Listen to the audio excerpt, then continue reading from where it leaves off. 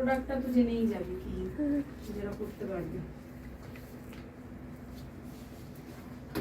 সিলেবাসে তো West Bengal government সব দিয়েছে, hair extension, eyelash extension, straightening, এগুলো কি সব স্কুলেই পড়াতে হয়? সব স্কুলেই থাকে। স্কুলের ওপরে ডিপেন্ড করে যে আমি নেব কিনা আচ্ছা সাবজেক্টটা।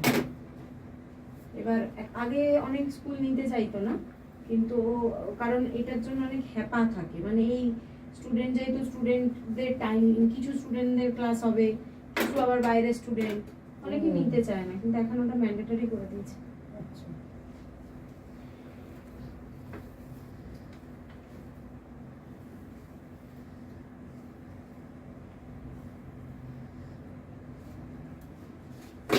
তোমার মেয়েদের নিজের পায়ে দাঁড়ানোটা খুব দরকার, সত্যিই তো ছেলেদের থেকে।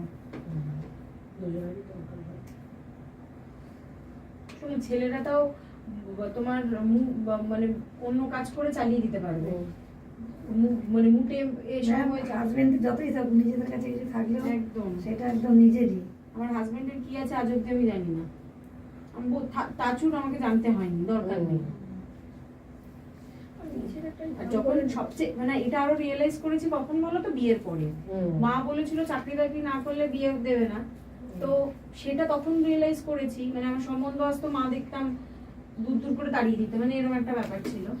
বিয়ের পরে যখন বাবা মাকে কিছু দেব, সেটার জন্য কারোর কথা ভাবতে হচ্ছে না। শুধু বাবা মা বলে না, আমি যেকোনো বন্ধু বান্ধব, আমার শ্বশুর বাড়ির ক্ষেত্রেও আমি দিই, আমার বরকে শুধু বলে দিই যে আমি এটা করব, এটা ঠিক করেছি।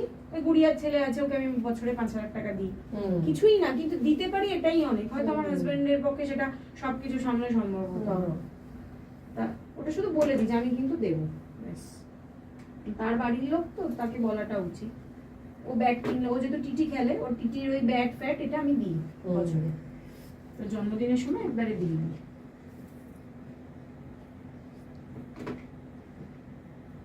আমার তো পঙ্গপাল শ্বশুর বাড়ি, শ্বশুরবাড়িটা ভালো পেয়েছে। এই কাল তো এই লেগেই রয়েছে, সবাই সবাইকে জিনিস দেয়। 85 বছরের জেঠিমা, সেও দেখি দুর্গাপুজোর সময় ডেকে হাতে একটা অ্যামোয়ার সোপ দিচ্ছে। তাহলে তুমি ভাবো, তাকে তো আমার কিছু দেওয়া উচিত। তোরে দিতে হয় বল সবাইকে। হ্যাঁ, তোরে নিয়ে দেওয়ার হাতে আর দিতে হয়, দিও, ভালো লাগে, দিও, বরঞ্চ এই 2 বছরই দিই। আবার একদিকে ম্যাম দেওয়া দেওয়ার ব্যাপারটা কিন্তু ভালো লাগে, হয়তো এক সময় দিতে গেলে একসাথে যেমন দুটো করিনি, বাপের বাড়ি শ্বশুর বাড়ি মিলিয়ে আমার 35 জন লাগে। আর তার মধ্যে এখন তো বাড়ছে, প্রত্যেকটা ভাগ্নের বিয়ে হচ্ছে, তাদের বউরা এসছে, তাহলে কত ভালো লাগে নিজে ইনকাম করি বলে। বড়ের থেকে হয় না এইসব, বরের থেকে চাইতে গেলে বাবা সে 100 বার প্রশ্ন করবে হয়তো। দরকার আমার বাপবাড়িতে মানে 12 মাসের অনুষ্ঠান লেগে আছে, ছোটখাটো টুকিটাকি কারণে লেগেই আছে। বড় শ্বশুর বাড়ি মানে বড় বাড়ি হলে তাই হয়, আমার শ্বশুর বাড়িতেও তাই। মানে আমাদের শ্বশুর বাড়িতে রয়েছেই, আর বাপের বাড়ির যে একতাটা, ধরুন আমরা যে বিয়ে হয়ে গেছি, যে কোনো অনুষ্ঠান পারপাসে আমাদের এতটাই ভালো লাগে। আমার শ্বশুর বাড়িতেও, আমার বাপের বাড়ি খুব একটা বড় না, কারণ আমাদের সব কলকাতার বাইরে, তো সেই জন্য খুব যে একটা কিছু হয় না, ওই সব হলে আমার বাড়িতেই, আর এই বাড়িতেই হয়। আর মাথা কিন্তু বেশি নাড়া যাবে না, চলে যাবে।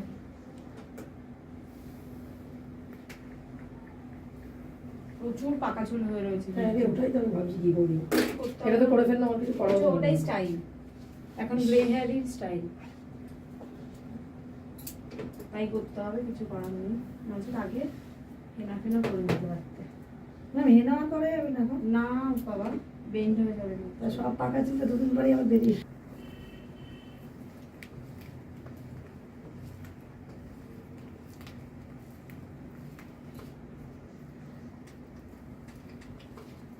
সকালেই যেন দিদিভাই ফোন করলো, সুস্মিতা দুর্গাপুজোর সময় এসে কদিন কিভাবে থাকবি।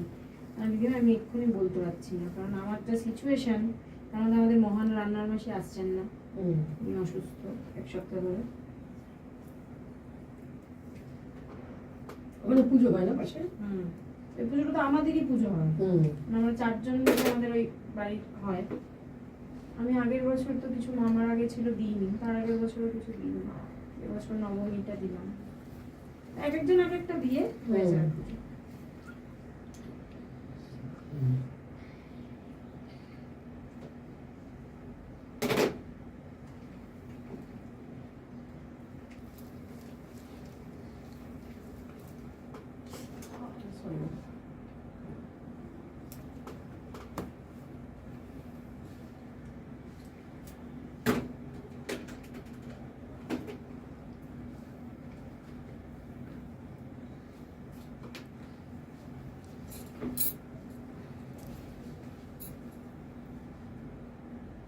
ওর চুলটা একটু তাড়াতাড়ি চেক করবো। হ্যাঁ, দেখেছো তো কি সুন্দর পাতলা, বেশিক্ষণ মনে হয় না প্রসেসিং এ রাখবে।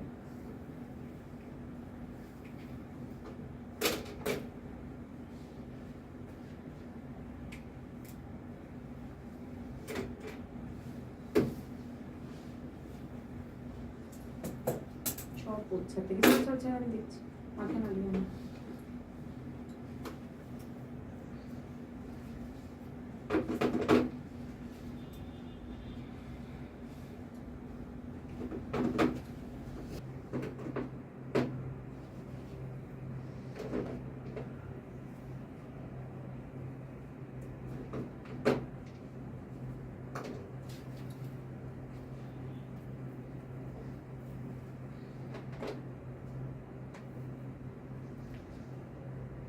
অ্যাপ্লিকেশনটা তুলে নিয়েছিস তো?